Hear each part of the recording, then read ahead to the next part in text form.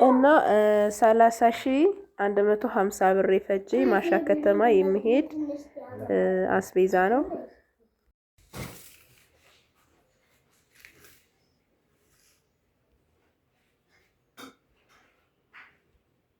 እዚህ ጋር እንደምታዩት በጣም የሚያምር ማሻአላህ ተባረክ ረህማን የሆነ ቂቤ ያለኝ 2 ኪሎ ነው። 2 ኪሎ ቂቤ ነው። ለ2 ኪሎ የሚሆን ደግሞ ምን አለኝ እዚህ ጋር እንደምታዩት ቅመም አዘጋጅቻለሁ። ጥቁር አዝሙድ፣ ነጭ አዝሙድ እና ይሄ ከሙን ከዚህ ቅመም ጋር ለይቼው ነው። ባንድ ነው የሚመጣው። ለይቼው ነው። ለምን ሲቆላ ቀድሞ ይሄ ለማረር ስለሚያርብኝ ይሄንን ቆልቼ ከዛ ይሄ ሞቅ ነው። ብዙ ይሄ መቁላት ምናምን አያስፈልገውም፣ ይጠቁራል።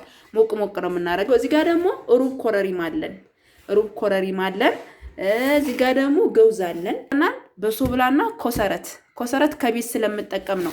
ይሄንን ደግሞ ገዝቼ ነው ማለት ነው። ምክንያቱም ይሄ የሩብ ግማሽ ነው። እዚህ ጋር እንደምታዩት ጥቁር አዝሙድ ሁሉ ነገር ተለቃቅሞ ፏ ተደርጎ ተዘጋጅቷል ማለት ነው።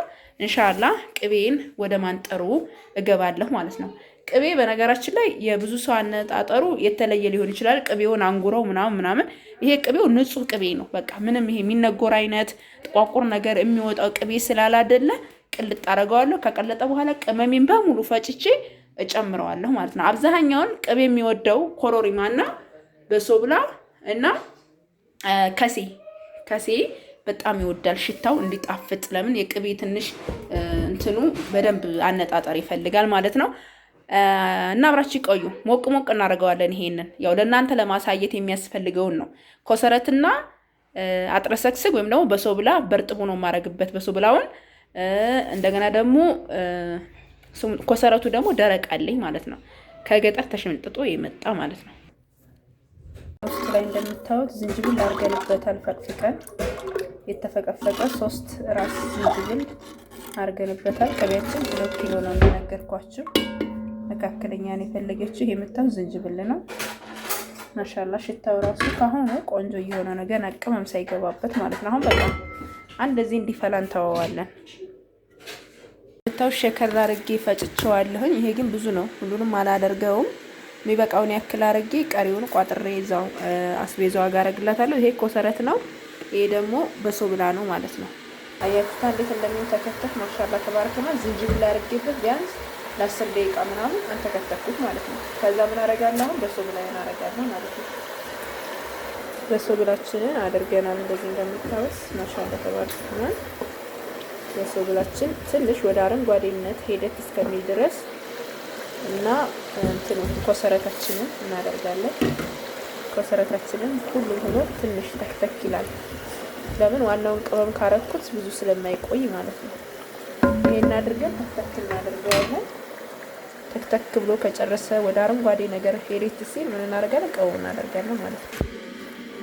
ከዛ እንደምታዩት ከለሩን አያችሁት እንዴት እንደሚያምር ማሻአላ ተባረከና። ከዛ ምን እናደርጋለን መሰላችሁ? ቢስሚላ የተፈጨውን ቅመም ግማሹን ነው ማረገው፣ ግማሹን እልክላታለሁ ለሷው ማለት ነው።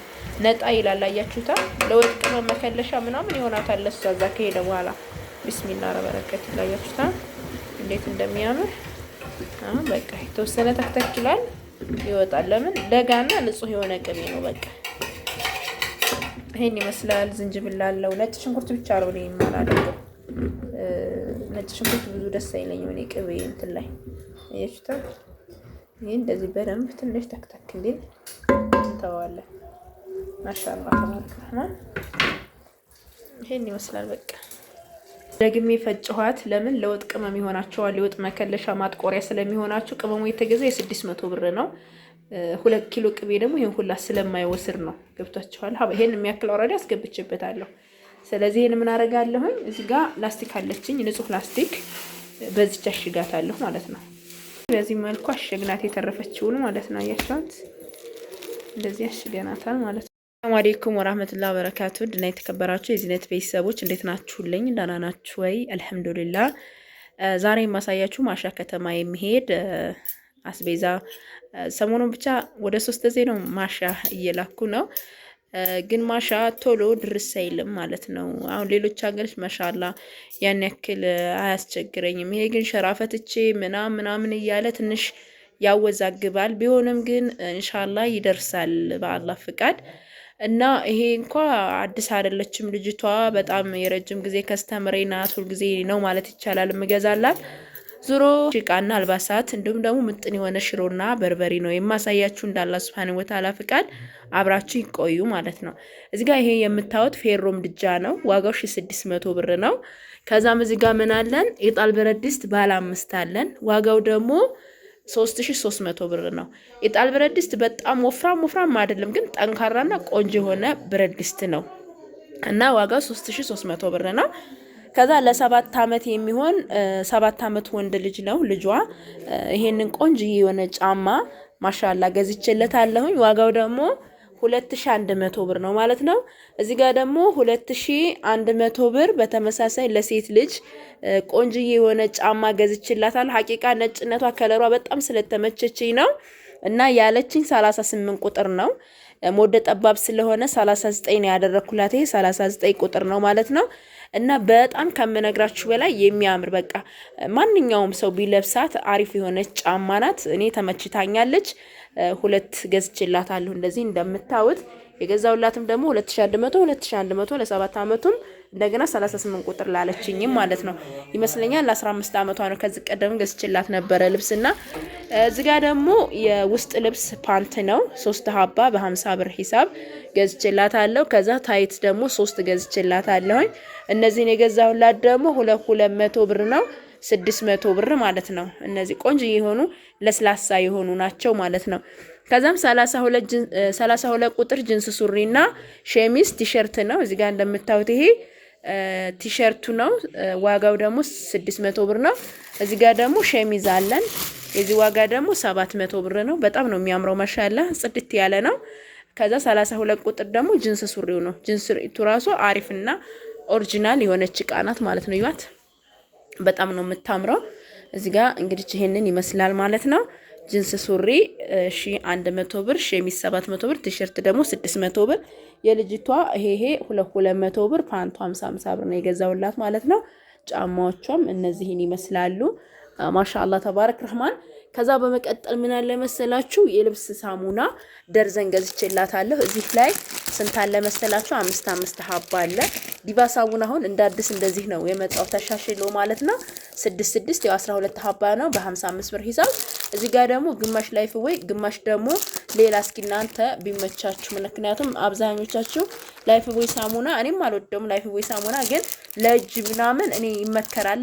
ጽድት ነው የሚያረገው፣ ሽታውም እጃችሁ ላይ ይቆያል ማለት ነው። ዞሮ ይሄ በ50 ብር ይሄ በ35 ብር ሂሳብ ነው። በዋጋ ራሱ በጣም ልዩነት አላቸው። ከዛ እንደገና የፀጉር ቅባት እዚህ ጋር እንደምታዩት የቁርንፍድ ነው። ቁርንፍድ በጣም ወሳኝና አሪፍ የሆነ ቆንጆ የሆነ ከተሰራችሁ በኋላ ይችን መሀል ላይ ጠብ ማድረግ ነውና አሪፍ የሆነ ምንድነው ቅባት ነው። ከዛ እዚህ ጋር እንደምታዩት ምጥን የሆነ በርበሬና ሽሮ አለን።